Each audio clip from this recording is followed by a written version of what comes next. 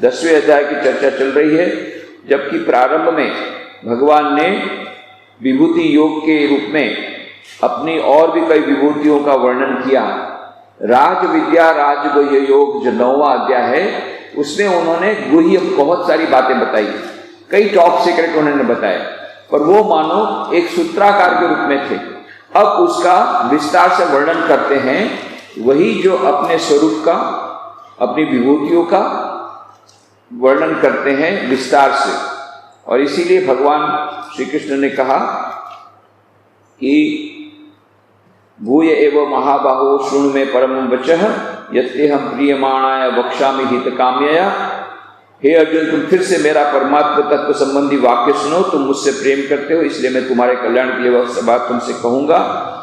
और फिर कहा कि देवता लोग, महर्षि लोग मेरा प्रभाव या महत्व नहीं जानते, क्योंकि मैं देवताओं तथा महर्षियों का आदि कारण हूं, अतः मेरी कृपा बिना कोई मुझे नहीं जान सकता।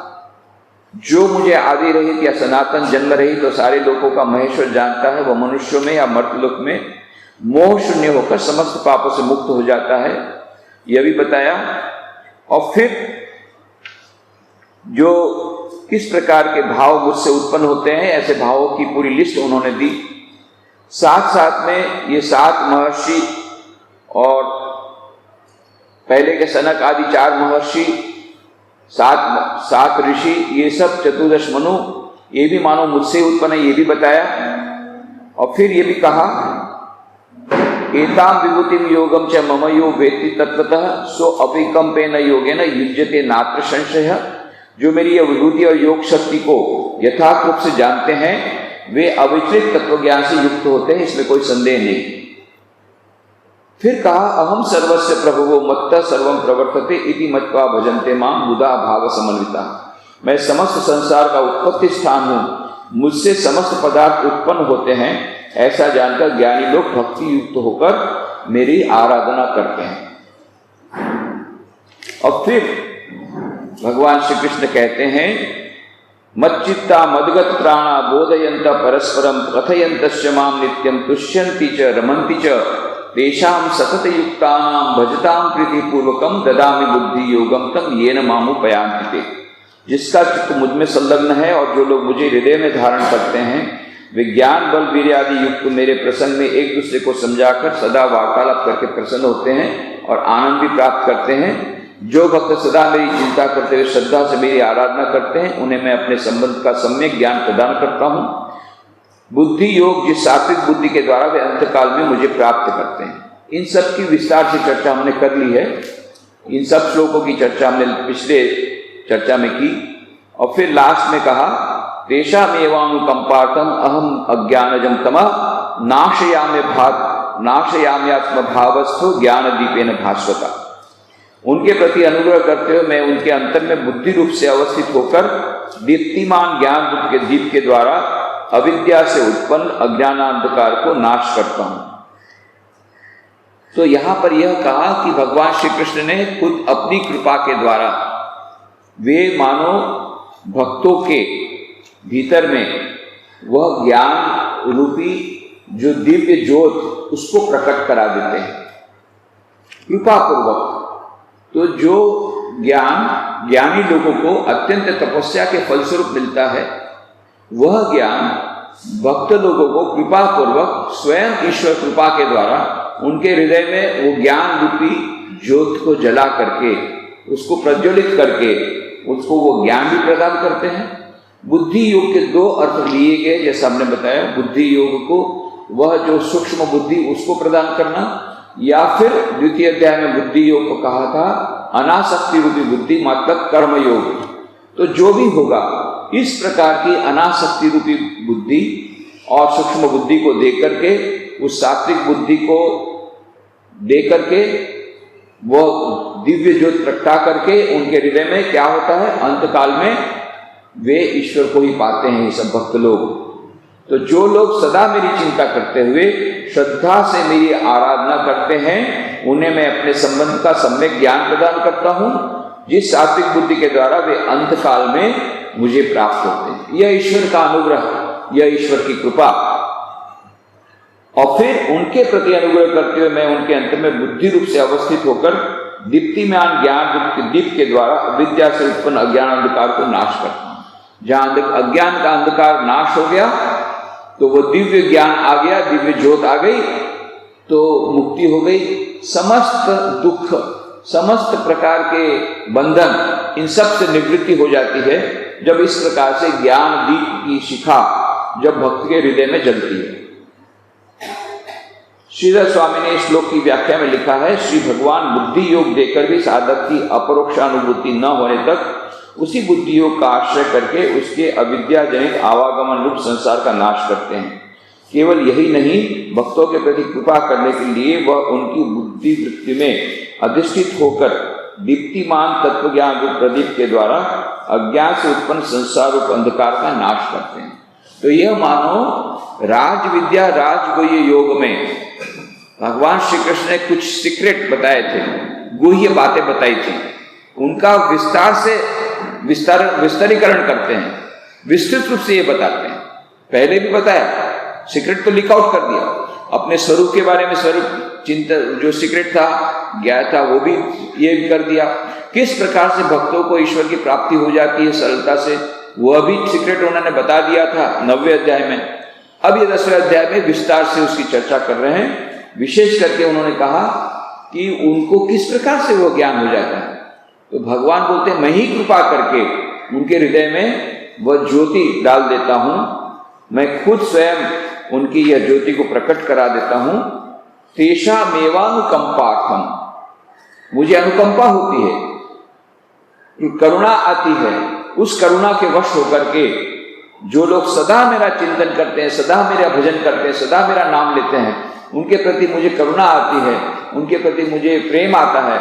इसके कारण अनुकंपा करते हुए उनको मैं इस प्रकार से भावस्थ अध्यात्म भावस्थ ज्ञान दीपेन भास्वता, ज्ञान की दीपशिखा मैं उनके हृदय में जला देता हूं और उसके द्वारा अज्ञान का अंधकार का नाश हो जाता है भक्त का, और वे उस परम स्थिति को प्राप्त कर लेते हैं। मोह जनित तम उनका अज्ञान अंधकार दूर हो जाता है।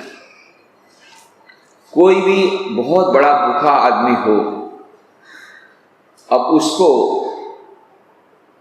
2 दिन से खाया नहीं है, अब उसको 1 रोटी दे दिया आपने, तो क्या बोलता है, अरे ये 1 रोटी देकर के आपने मेरी भूख को और बढ़ा दिया। 1 रोटी से क्या होगा, 2 दिन से खाया नहीं हूं, और डालो और डालो और डालो। ये स्थिति अर्जुन की है। अर्जुन ने देखा इतना अच्छा परोस रहे हैं भगवान, अचानक बंद कर दिया परोसना, ये तो दे दिया, अरे भाई ये तो आपने मेरी भूख को और बढ़ा दी, मेरी तृषा को और बढ़ा दिया। तब तो अर्जुन, इतनी उत्कंठा उनके मन में आ गई, इतनी अधीरता उनके मन में आ गई, इतनी व्याकुलता आ गई। अब अर्जुन प्रश्न पूछते हैं, भगवान श्री कृष्ण बोलते और बताइए और बताइए, यहां अटक मत जाइए, बहुत अच्छा लग रहा है, ये आनंद आ रहा है आपकी सब बातों को सुनकर के, बड़ा रस प्राप्त हो रहा है, और बताइए, आपके और सीक्रेट लीक आउट कीजिए, और आपका जो गुह्य ज्ञान है वो आप मुझे दीजिए। क्यों? बहुत अच्छा लग रहा है, मीठा लग रहा है, वो आनंद आ रहा है। तो अर्जुन उवाच, परम ब्रह्म परम धाम पवित्रम परमम भवान पुरुषम शाश्वतम दिव्यम आदिदेवमजम विभुम आहुस्त्वाम ऋषयः सर्वे देवर्षि नारदस्तथा असितो देवलो व्यासः स्वयं चैव ब्रवीषिमे।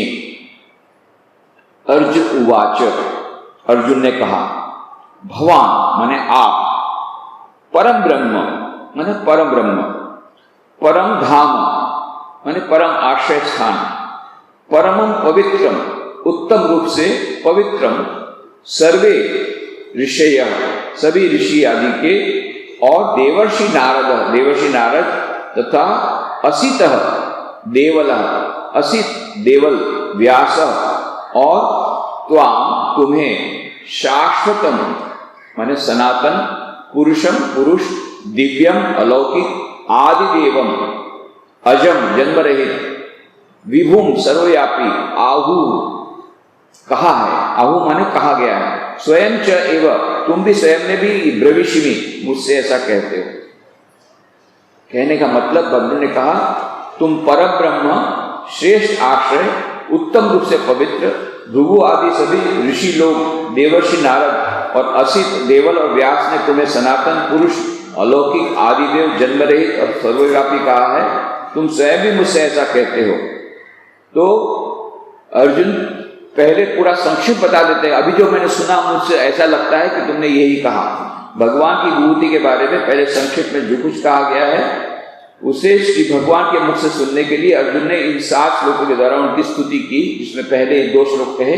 फिर कहते हैं, सर्वमेतद्युतं मन्ये यन्मां वदसि केशव, नहि ते भगवन् व्यक्तिं विदुर्देवान् दानवा। केशव, हे केशव, मां मन मुझे, यत जो कुछ, वदसी कहते हो, एतत् सर्वम ये सभी, ऋतं सत्य, मन्ये मानता हूं, क्योंकि भगवान, हे भगवान, ते माने तुम्हारा, व्यक्ति माने प्रकाश, देवा माने देवता, दानवाच और दानव न विदुः नहीं जानते। हे केशव, तुमने मुझसे जो कुछ कहा है उसे मैं सत्य जानता हूं, सत्य मानता हूं। ऐसा नहीं कि मैं उस पर अविश्वास नहीं करता। तुमने जो कुछ कहा है हे भगवान, मैं उसमें मानता हूं, मेरी श्रद्धा है तुम्हारे में। तुमने जो कुछ कहा मैं उसको स्वीकार करता हूं, क्योंकि हे भगवान, तुम्हारा प्रकाश देवता और दानव नहीं जानते। जो तुमने कहा वो ठीक ही कहा है। देवता या दानव दोनों में से कोई तुम्हारी सच्ची महिमा को नहीं जानते। तुमने स्वयं जो मुझे अपनी महिमा का अभी उसकी परिचिति कराई, उसका परिचय कराया, मैं उसमें श्रद्धा रखता हूं, मैं उसको मानता हूं।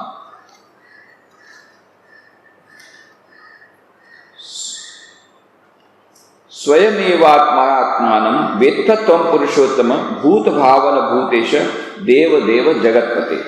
पुरुषोत्तम माने हे पुरुषोत्तम, भूत भावन, भूत भावन माने प्राणियों के नियंता, देव देव देवताओं के भी आराध्य देव, जगतपते संसार के स्वामी, तुम स्वयं एवं स्वयं ही, आत्मना, आत्मा ने अपने द्वारा, आत्मानम अपने को, वेत्थ जानते हो।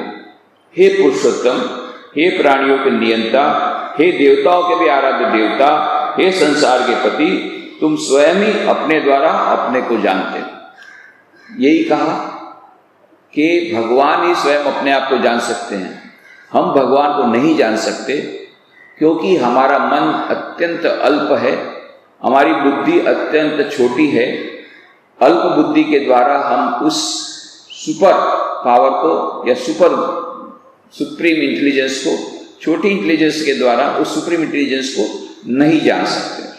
तो अर्जुन भी स्वीकार करता है कि तुम स्वयं ही अपने आप के द्वारा जाने जाते हो, इसलिए तुमने अपने बारे में जो कहा उसको मैं स्वीकार करता हूं, क्योंकि मैं जानता हूं कि मेरा ज्ञान पर्याप्त नहीं है, मेरी बुद्धि तुमको समझने में पर्याप्त नहीं है। तो तुमने अपना स्वरूप जो मुझे प्रकट किया उसको मैं मान लेता हूं। वक्तुर्मर्हस्य शेषेण दिव्या यात्म विभूतयः याभिर्विभूतिभिर्लोकान् इमास्त्वं व्याप्य तिष्ठसि। त्वं माने तुम, याभि माने जिन जिन, विभूतिभिः विभूतियों के द्वारा, इमाम माने इन, परिदृश्यमान, लोकान लोकों को, व्याप्त करके, तिष्ठसि अवस्थित हो, वे दिव्या अलौकिक, आत्मविभूतय अपनी विभूतियों को, अशेषेण विस्तार के साथ माने पूर्णतया, वक्तुम कहने में, अर्हसि योग्य हो। तुम जिन जिन विभूतियों के द्वारा इन परिदृश्यमान लोकों को व्याप्त करके अवस्थित हो, अपनी इन अलौकिक विभूतियों को विस्तार के साथ तुम ही कह सकते हो, क्योंकि और कोई तुम्हें नहीं जानता। न तो दानव जानते हैं, न देव जानते हैं, कोई तुम्हारी विभूतियों के नहीं जानता। इसलिए हे प्रभु, तुम्हारी विभूतियों के बारे में तुम ही बता सकते हो और कोई नहीं बता सकता। अतः कथम विद्यामहं योगी स्वाम सदा परिचिन्तयन् केषु केषु च भावेषु चिंत्योसी भगवन मया। योगी यानी हे योगी, अहम मैं, कथम माने कैसे, त्वाम तुमको, सदा परिचिंतयन, परिचिंतयन चिंता करते हुए, ध्यान करते हुए, विद्याम जान सकूंगा, भगवान हे भगवान, केशु केशु च भावेशु किन किन भावों से, मया मेरे द्वारा, चिंतय तुम चिंतनीय असी हो। हे योगी, मैं कैसे तुमको सदा चिंता करते हुए जान सकूंगा, हे भगवान किन किन भावों से मेरे द्वारा तुम चिंतनीय हो, यानी किस प्रकार से मैं तुम्हारा चिंतन करूं, किस प्रकार से मैं तुम्हारा ध्यान धरूं, कैसे कौन सी वस्तु को मैं अपने ध्यान में रखूं जब मैं तुम्हारा चिंतन करूं। विस्तरेण आत्मनो योगम विभूतिं च जनार्दन भूयः कथय तृप्ति भी शृण्वन्तो नास्ति मे अमृतम। जनार्दन हे जनार्दन, आत्मनः अपने, योगम योग, विभूति और विभूति, विस्तरेण विस्तार के साथ, भूयः भूयः माने पुनः फिर से, कथय फिर से बताओ, क्यों, क्योंकि अमृतम तुम्हारा अमृत तुल्य वाक्य, शृण्वतः सुनकर, में मेरी तृप्ति न अस्ति तृप्ति नहीं हो रही है। हे जनार्दन, तुम फिर से अपने योगेश्वर्य और विभूतियों के संबंध में विस्तार के साथ बताओ, क्योंकि तुम्हारे वाक्य रूप अमृत का पान करके मुझे तृप्ति नहीं हो रही है और भी अधिक सुनने के लिए इच्छा हो रही है। कोई भी गुरु जब शिष्य के मुख से इस प्रकार की बातें सुनता है तो वो इंस्पायर्ड हो जाता है, वो प्रेरित हो जाता है। गुरु जब बातें करते हैं शिष्य प्रेरित होता है, गुरु की बातों से शिष्य प्रेरित होता है, ये तो हम लोग जानते हैं। परंतु उससे भी अधिक जब शिष्य का फीडबैक आता है, उसका प्रतिभाव आता है, जब शिष्य यह कहता है कि उससे उसको लाभ मिला, उसको बहुत अच्छा लग रहा है, उस प्रकार के हाव भाव, उस प्रकार का फीडबैक, उस प्रकार का प्रतिभाव जब गुरु को मिलता है या वक्ता को मिलता है तो वो प्रेरित हो जाता है। तो मानो यहां भगवान श्री कृष्ण ये खुद इंस्पायर्ड हो गए अर्जुन की वाणी से। अभी तक बता रहे थे, ऐसा नहीं कि उन्होंने सीक्रेट लीक आउट नहीं किया। क्यों किया? क्योंकि अर्जुन मैं तुमको प्यार करता हूं, मैं तुमको प्यार करता हूं, इसलिए मैं ऐसी बातें बताऊंगा जो मेरे सिवा किसी को नहीं मालूम है। क्योंकि ये देवता लोग तो बाद में आए, ये ऋषि लोग बाद में आए, वो तो थे ही नहीं उस समय। तो मैं तुम्हारा सीक्रेट उन्होंने लीक आउट कर दिया, राज विद्या राजगुरु योग में बता दिया, उनका स्वरूप क्या होगा क्या नहीं, किस प्रकार से उनकी प्राप्ति हो सकती, सब बता दिया। ऐसा नहीं कि कुछ नहीं बताया, परंतु विस्तार से नहीं बताया। उनको ये लगा कि अर्जुन उसको सुनने को राजी होगा कि नहीं, उतना वो डाइजेस्ट कर पाएगा कि नहीं। इसलिए हमेशा गुरु को ये लगता है कि शिष्य की कैपेसिटी के अनुसार मैं दूं, शिष्य की जो योग्यता उसके अनुसार उसको दूं, जो भी ज्ञान देना है उसके लिए तैयार है या नहीं, या उसको किस प्रकार से उसको लेगा। पर यहाँ अर्जुन क्या बोल रहा है कि आपके वाक्य तो मुझे अमृत के समान लग रहे हैं, और भी बोलिए और विस्तार से बताइए। ये मानो भगवान प्रेरित हो जाते हैं। इसके बाद विस्तार से पूरी वो महिमा, अब विभिन्न विभूतियों का विस्तार से वर्णन करेंगे। क्यों? क्योंकि वो प्रेरित हो गए। कैसे? अर्जुन ने उनको प्रेरित किया। तो श्रीमद् भागवत में भी भगवान की बातों के बारे में यहाँ अर्जुन ने जैसे कहा कि आपकी कथा मुझे अमृत में लगती है, वहां पर भी भागवत में भी हम देखते हैं प्रसंग आता है, गोपियों के साथ रासलीला कर रहे हैं भगवान श्री कृष्ण। अचानक गोपियों के मन में अहंकार होता है कि देखो हम लोग कितनी भाग्यवान हैं, स्वयं परमात्मा के साथ हम लोग इस प्रकार से क्रीड़ा कर रहे हैं, हम लोग सचमुच में बड़े भाग्यवान हैं, हम लोग कुछ विशेष हैं। ऐसा कुछ सूक्ष्म अहंकार एक गोपियों के मन में आया। और ये तो नियम है, प्रेम गली अति साकरी तामे दो न समाए। प्रेम की गली तो बड़ी सकरी है, उसमें दो नहीं रह सकते, या मैं रहूं या तुम रहो। तो जहां गोपियों का मैं आया, भगवान अंतर ध्यान हो गए। जहां अहंकार है वहां भगवान नहीं रह सकते, भगवान अंतर्धान हो गए। भगवान जब अंतर्धान हो गए तो गोपियां बड़ी व्याकुल हो गई और सब वृक्ष लताओं से पूछती हैं, मेरा हमारे कन्हैया कहाँ गए, हमको ले आओ, हमको जल्दी से हमारे सामने प्रस्तुत करो, हम उसके बिना रह नहीं सकती है। लताओं से पूछते हैं, वृक्षों से पूछते हैं, हमारे कृष्ण कहाँ गए। इस प्रकार से बहुत रोती हैं। और तब उन्होंने एक गीत गाया, उसको गोपिका गीत के नाम से वो प्रसिद्ध है श्रीमद् भागवत में। उसमें एक श्लोक आता है, जिस श्लोक को बाद में मास्टर महाशय महेंद्र गुप्त ने रामकृष्ण कथामृत के प्रारंभ में रख दिया। बड़ा सुयोग्य रखा वो श्लोक। तव कथामृतम तप्त जीवनम कवि भी ऋडितम कल्मशापहम श्रवण मंगलम श्रीमदादकम भुवि गृणंतीये भूरिदाजन। हे भगवान, तुम्हारी जो कथा है, तुम्हारी बातें हैं, अमृत के समान है। तो यह मानो अर्जुन भी इसी प्रकार से भगवान के बाद बोलता है, विस्तरणेनात्मनो योगम विभुक्ति विभुक्ति विभुक्ति विभूतिम च जनार्दन भूय कथय तृप्ति शृण्वतो नास्ति में अमृतम। अमृतमय लगती है मुझे तुम्हारी कथा। हे जनार्दन, तुम फिर से अपने योगेश्वर और विभूतियों के संबंध में विस्तार के साथ बताओ, क्योंकि तुम्हारे वाक्य रूप अमृत का पान करके मुझे तृप्ति नहीं हो रही है, अर्थात और भी अधिक सुनने की इच्छा हो रही है। तो इस प्रकार का फीडबैक, इस प्रकार का प्रतिभाव जब शिष्य से मिलता है तो गुरु और भी अधिक प्रेरित हो जाते हैं, अधिक इंस्पायर्ड होते हैं, अधिक प्रेरणा प्राप्त करते हैं। जो कुछ उनके पास है, ज्ञान रूपी धन, ज्ञान रूपी संपत्ति, वो उसको बांटने के लिए और भी अधिक तैयार हो जाते हैं।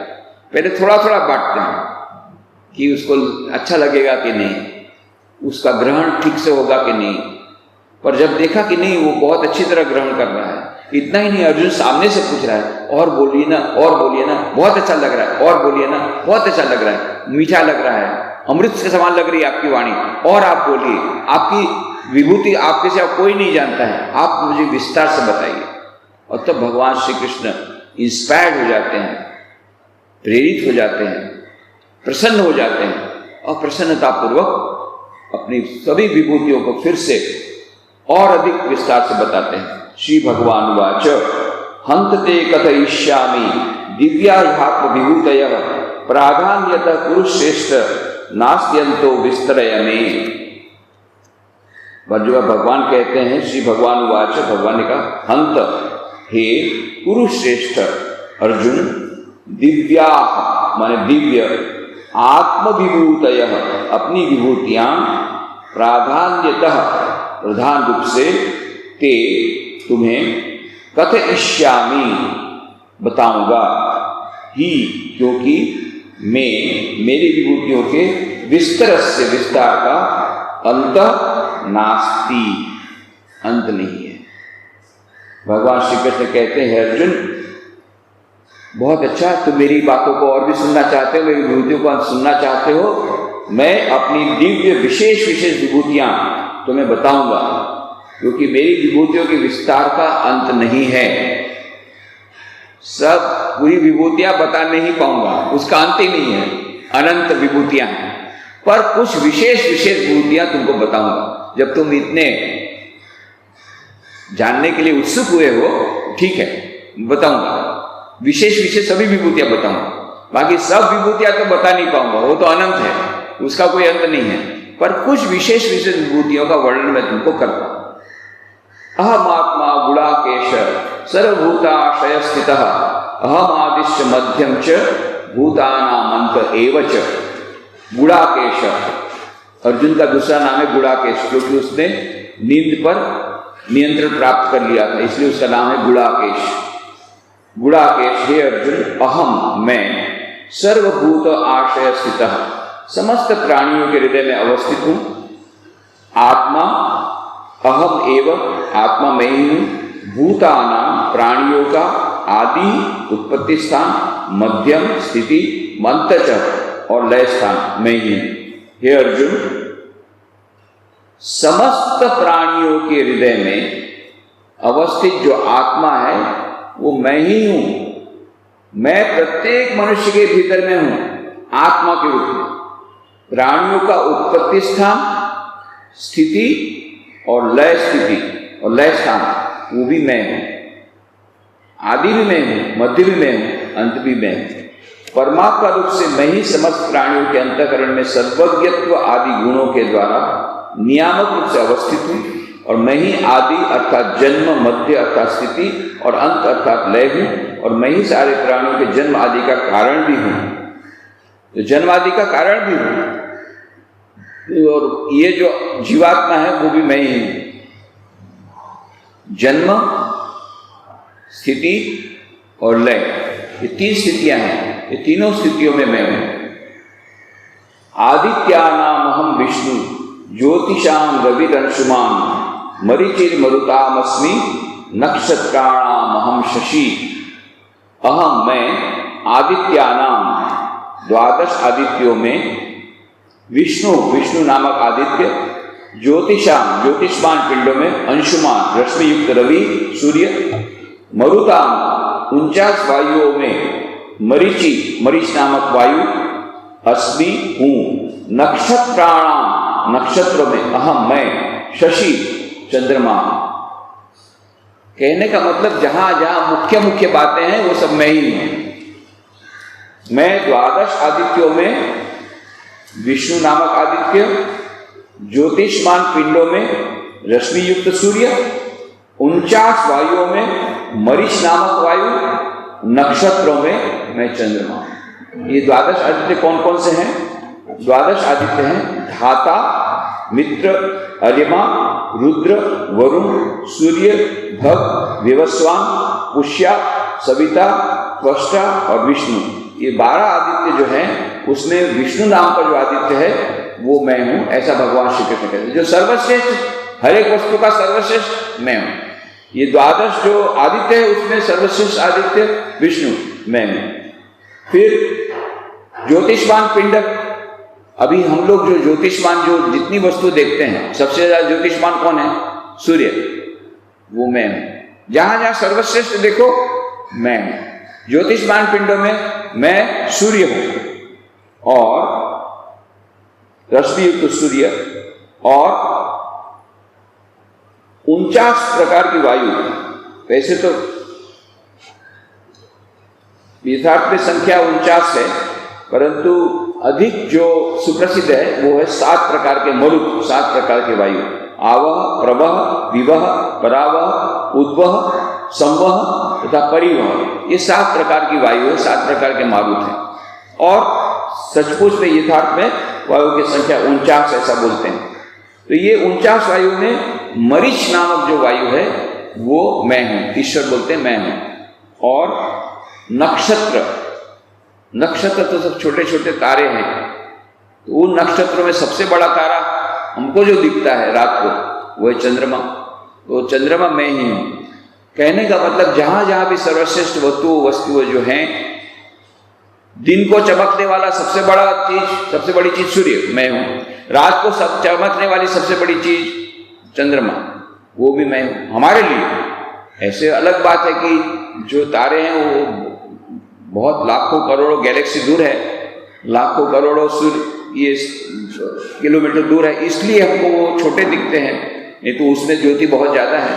पर हमको जो दिखता है सबसे बड़ा चंद्रमा दिखता है, हमको जो दिखता है। तो इसलिए कहा कि हमको जो दिख रहा है ये उसमें सबसे अधिक ये मानो मैं ही हूं, वो चंद्रमा भी मैं ही हूं। वेदानाम सामवेदोस्मि, देवानाम अस्मि वासवः, इंद्रियाणाम मनश्चास्मि, भूतानाम अस्मि चेतना। वेदानाम, वेद 4 वेद हैं, तो 4 वेदों में मैं हूं सामवेद। ऋग्वेद, यजुर्वेद, अथर्ववेद और सामवेद, तो सामवेद, ये 4 वेदों में सर्वश्रेष्ठ वेद माना जाता है, तो बोले वो सामवेद मैं हूं। देवानाम, देवताओं में वासव, वासव माने इंद्र, मैं हूं। इंद्रियाणाम, इंद्रियों में, तो इंद्रियां कितनी है? 5 ज्ञानेंद्रियां और 5 कर्मेंद्रियां, 10 इंद्रियां बोलते हैं। परंतु हमारे शास्त्रों में मन को भी इंद्रिय कहा गया, तो 11 इंद्रियां कही गई, 5 ज्ञानेंद्रियां, 5 कर्मेंद्रियां, और ये जो मन है ये भी एक प्रकार की इंद्रिय कही गई। तो ये 11 इंद्रियों में सर्वश्रेष्ठ जो मन है वो मैं हूं, मन रूपी इंद्रिय मैं हूं।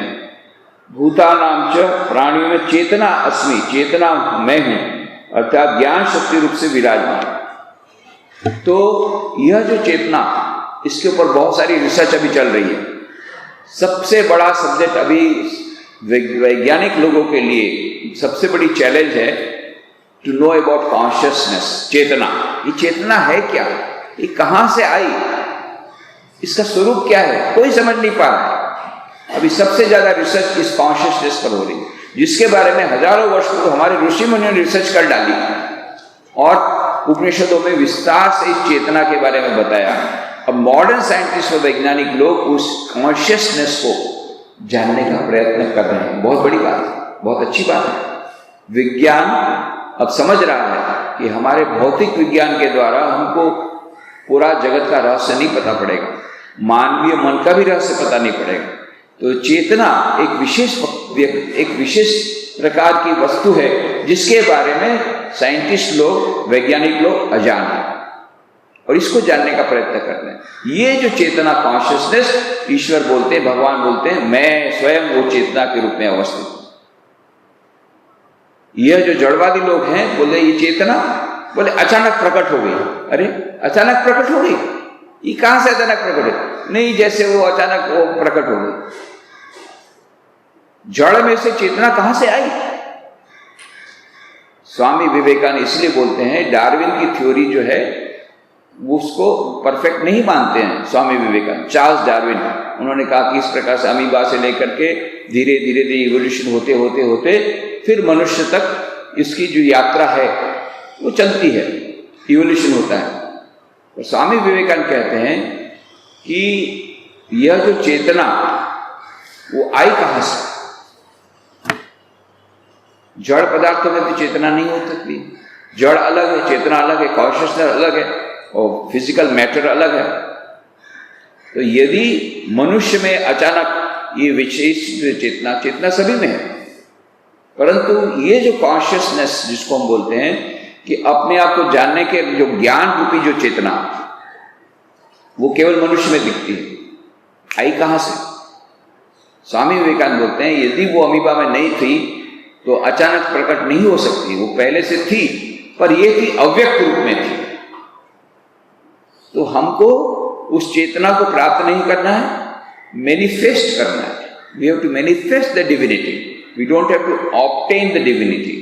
हमको उस चेतना को इंपोर्ट नहीं करना है, बाहर से लाना नहीं है, भीतर में ही है।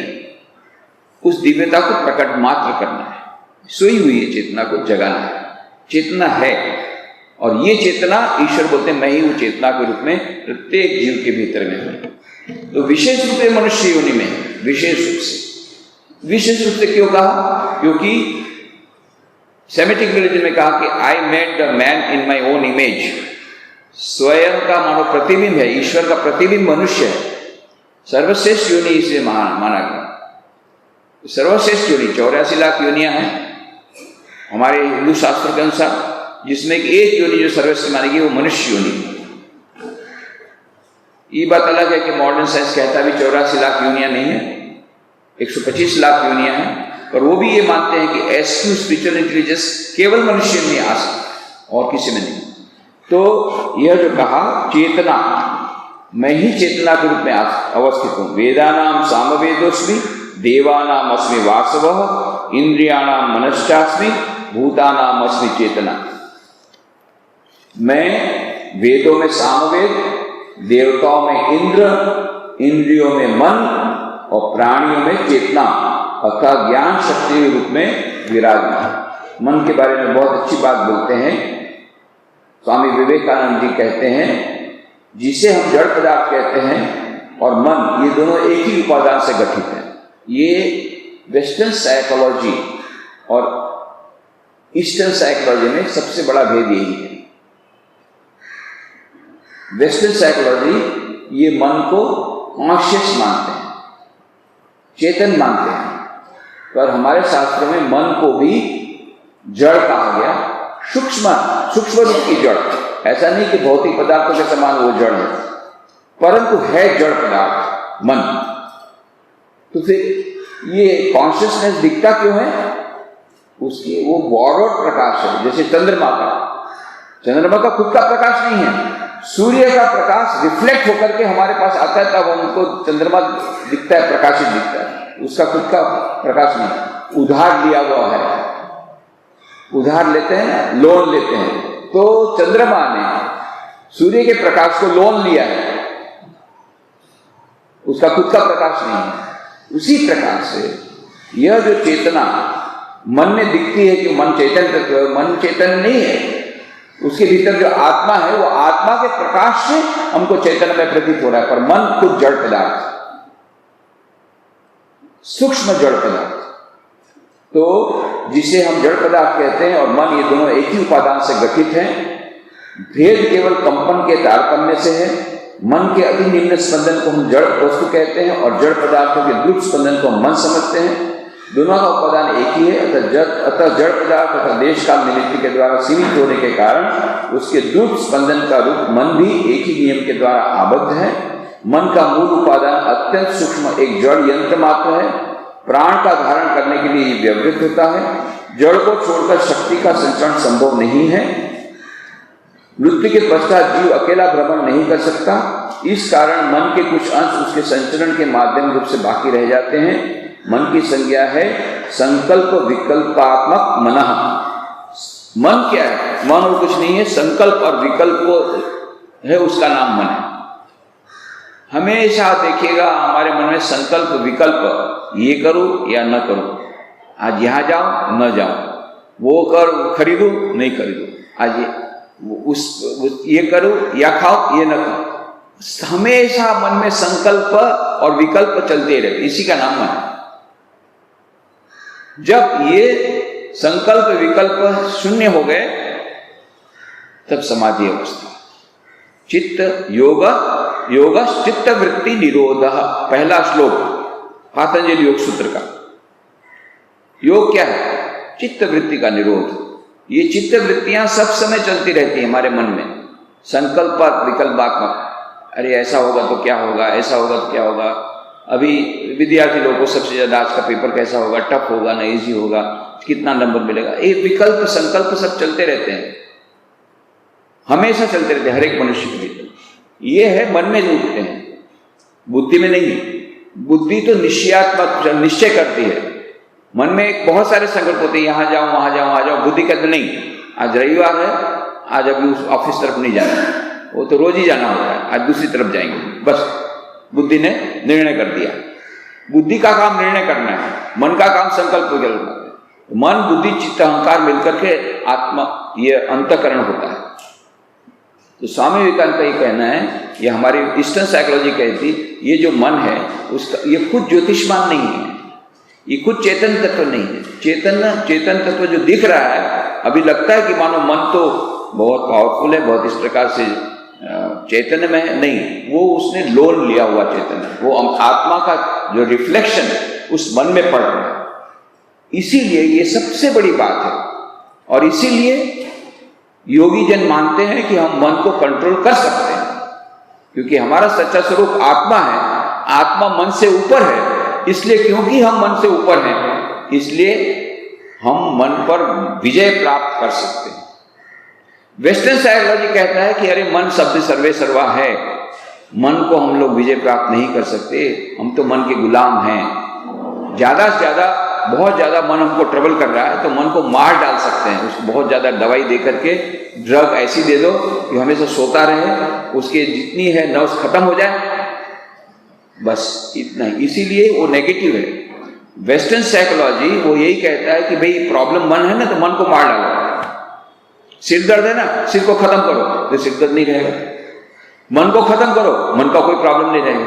ये है वेस्टर्न साइकोलॉजी। ईस्टर्न साइकोलॉजी नहीं, मन के सभी समस्याओं का समाधान हम कर सकते हैं, क्योंकि हम मन चैतन्य नहीं है। मन के भीतर जो चैतन्य तत्व है वो मैं हूं, मैं आत्मा हूं, और इस आत्मा के द्वारा मैं इस मन को कंट्रोल कर सकता हूं, क्योंकि मन मेरा गुलाम। ये वेस्टर्न साइकोलॉजी ईस्टर्न साइकोलॉजी में एक भेद है। जो भी होगा, जो इसको हम एकादश यदि हम इंद्रिया मानते हैं, पंच ज्ञानेन्द्रिया, पंच कर्मेंद्रिया, ये है 10 इंद्रियां, और मन को भी यदि इंद्रिय मानते हैं, मन ये सर्वश्रेष्ठ इंद्रिय है, जिसके द्वारा कि यही मन, अभी ये जो मन है जड़ है, पर जब इस मन के द्वारा हम ध्यान करते हैं, ध्यान तो मन के द्वारा होगा, हाथ के द्वारा या पैर के द्वारा ध्यान नहीं होगा, ध्यान होगा मन के द्वारा। ध्यान जब होता है, और वही मन जब अति चेतन अवस्था में चला जाता है, समाधि अवस्था में चला जाता है, तब वो उस ईश्वर का साक्षात्कार कर सकता है, तब उस परमात्मा का दर्शन कर सकता है। इस अवस्था में नहीं, इस पदार्थ में जड़ है तब नहीं। इसीलिए श्री रामकृष्ण ने कहा शुद्ध मन, शुद्ध बुद्धि, शुद्ध आत्मा एक। इक्वेशन, कितना बड़ा इक्वेशन दिया। श्री रामकृष्ण देव कोई यूनिवर्सिटी में नहीं गए, पर कोई वाइस चांसलर इस प्रकार से इक्वेशन नहीं दे पाएगा। शुद्ध मन इज इक्वल टू शुद्ध बुद्धि इज इक्वल टू शुद्ध आत्मा, ये तीनों एक है।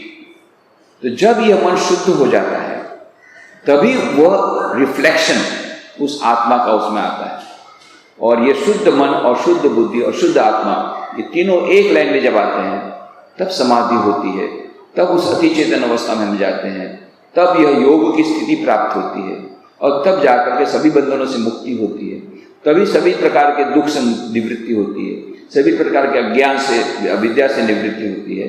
तो वह परम स्थिति तक पहुंच सकते हैं, पर विज्ञान के द्वारा नहीं पहुंच सकते। यह मैंने कहा कि यह मन मिस्टिकल प्रोसेस, पॉल डेविस ने कहा, बहुत बड़े हमारे साइंटिस्ट, माइंड ऑफ गॉड में कहा कि we can not know the mind of God by this mind. इस मन के द्वारा भगवान के मन को जानना असंभव है। परहैप्स, अंत में लास्ट में कहते हैं, perhaps the mystical process is the only process whereby you can know the mind of God. मन के, भगवान के मन को समझना अभी हमारे लिए असंभव है इस मन के द्वारा, परंतु मिस्टिकल प्रोसेस, जब हम ध्यान करते हैं, समाधि अवस्था में जाते हैं, जब हमारा यही मन समाधि अवस्था में उस अनंत के साथ एक हो जाता है, beyond time space and causation चला जाता है, तब उस परम सत्य जो beyond time space and causation है, उसको पकड़ सकता है। So perhaps the mystical process is the only process whereby you can know the mind of God। ये जो मन है, ईश्वर बोलते हैं मैं स्वयं इंद्रियों में मन हूं, और प्राणियों में चेतन शक्ति मैं ही हूं, और ज्ञान शक्ति के रूप में मैं विराजमान। तो विभूति मतलब जहां जहां कोई भी विशेष बातें देखो, वो ईश्वर की विभूति है। कोई भी विभूति, ये सब ईश्वर की विभूति है, सर्वश्रेष्ठ। और भी बहुत सारी विभूतियां बताएंगे, उसकी चर्चा हम लोग अगले रविवार को करेंगे। आज यही सब आरंभ करें।